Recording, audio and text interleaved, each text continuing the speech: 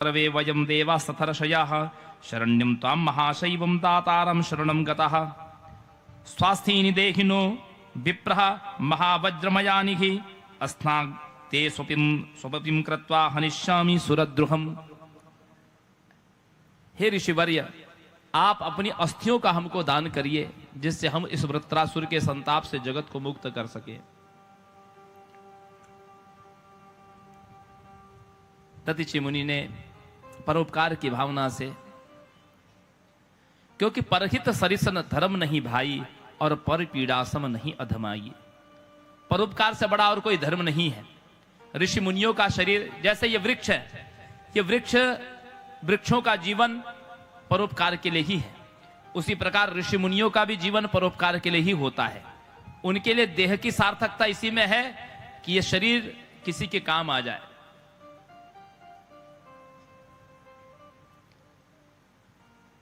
सारे शरीर में घी दही आदि लगा दिया गया और कामधेनु गाय ने उस सर्वांग को चाट लिया, केवल अस्थि मात्र बचा जिससे वज्र का और बाण का निर्माण किया गया। अग्नि का पिनाक, शिव का पिनाक, अग्नि का गांडीव, इंद्र का वज्र, ये सब उस अस्थियों से ही निर्माण हुआ। वृत्रासुर के मरने के बाद जो कुछ शेष अवयव बचे थे दधीचि मुनि के, मुनि पत्नी ने दधीचि की भार्या का नाम सुवर्चा, उन्होंने उन अवयवों का संग्रह करके चिता पर रखा और स्वयं भी सती होने लगी। तभी आकाशवाणी हुई कि देवी, तुम्हारे उदर में ऋषि का अंश है, जब तक उसका प्रसव नहीं होता गर्भवती स्त्री सती नहीं हो सकती। पति के शोक में विह्वल सुवर्चा देवी ने पत्थर की चोट से अपने उस गर्भ को प्रसव कराया। वह शिशु जब बाहर निकला, यह भगवान शिव का अंशभूत था। सुवर्चा दधीचि के साथ में सती हो गई, लेकिन बालक का अभी कोई आश्रय नहीं था। वह बालक एक पीपल के कोटर में रहता और पीपल के जो छोटे छोटे फल होते हैं उन फलों को खा करके ही किसी प्रकार जीवित रहने लगा। इसलिए इस बालक का नाम पिप्पलाद हुआ। यह शिव जी के अवतार हैं पिप्पलाद। नारद जी के उपदेश से इन्होंने अपूर्व शिव भक्ति की।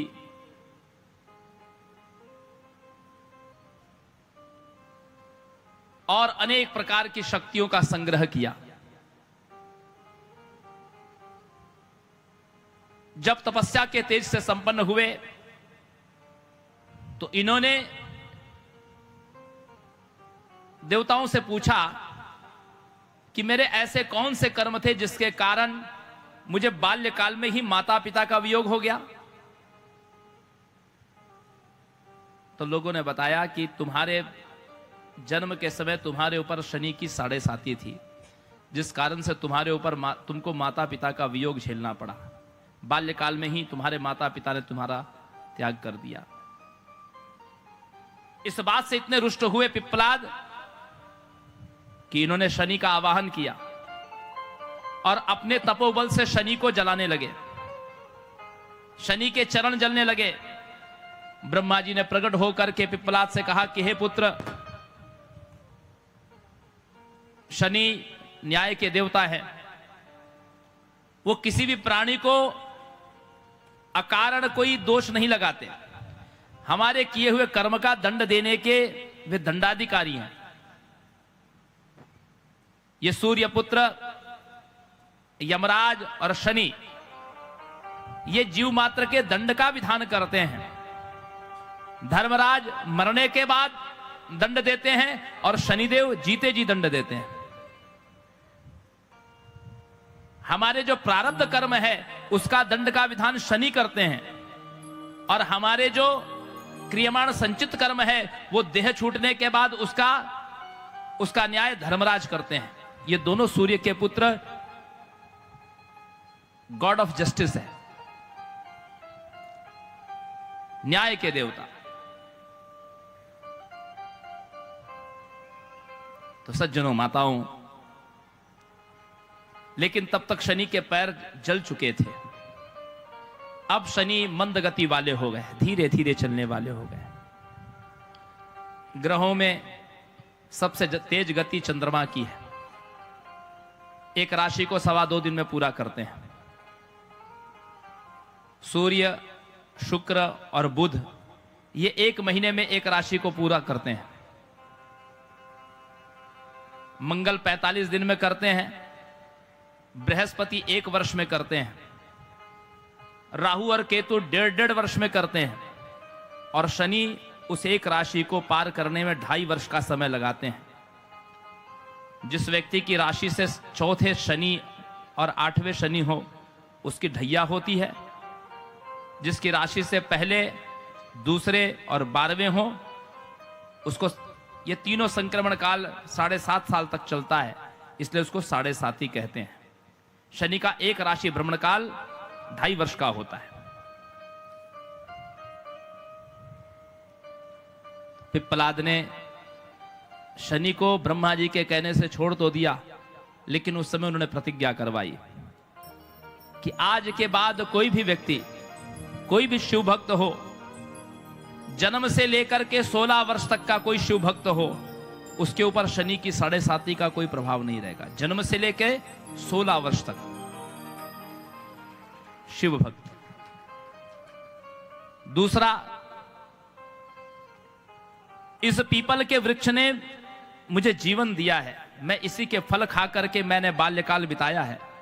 तो पिप्पलाद ने कहा कि यही मेरा पिता है।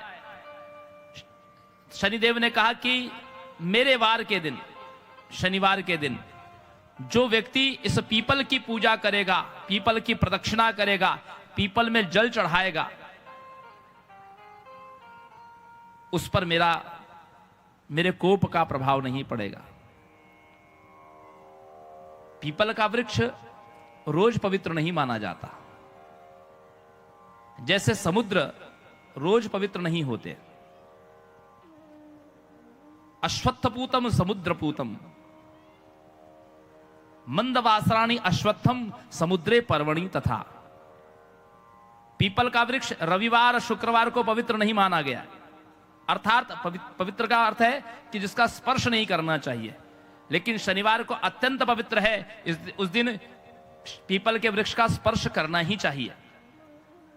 तिल या माशान अर्थात उड़द, तिल या उड़द मिलाकर के जल चढ़ाने से शनि प्रसन्न होते हैं। पीपल के वृक्ष की छाया में सायंकाल के समय तिल या सरसों के तेल का दीपक जलाने से शनि की पीड़ा का शमन होता है। जल और दूध और उसमें काले तिल मिला करके यदि पीपल के वृक्ष में चढ़ाया जाए तो पितृदोष आदि का भी प्रभाव कम होता है, दुष्प्रभाव कम होता है। राहु से संबंधित पीड़ा हो, शनि से संबंधित पीड़ा हो, बृहस्पति संबंधी पीड़ा हो, तो पीपल की उपासना उत्तम मानी गई है। और पीपल का वृक्ष लगाने वाला व्यक्ति स नरकम न पश्यति, अश्वत्थमेकम पिचुमंदमेकम न्यग्रोधमेकम दशचिंचकानि।